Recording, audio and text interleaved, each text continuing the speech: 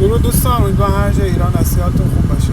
دوستان اگه میخواید پای بزرگ و عجیمی داشته باشین، جلو پاتون رو یه روز بزنید، پشت پاتون هم یه روز شنبه بزنید جلو پا رو، 20 شنبه پشت پا، 3 روز فرق باشه بینشون. بچه‌ها حرکت اول رو بیاید با جلو پا شروع کنیم و 4 تا 12 تا برای گرم کردن. قبلش بچه‌ها دوچرخه 5 دقیقه بزنید.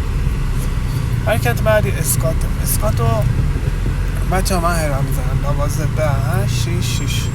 شما میتونید اینجوری بزنید، اگه هم دوستان میتونید ثابت بزنید، چون 5 ست 12 تا 10 تا، ولی اینجور که بزنید خیلی بهتر جواب میده.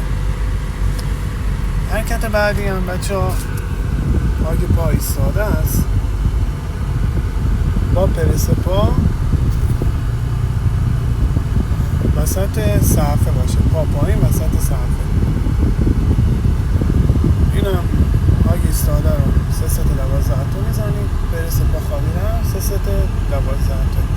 دوستان توجه داشته باشید دامنه حرکتی رو کامل اجرا کنید که فشار دقیقی رو 4 سر شما بیاره.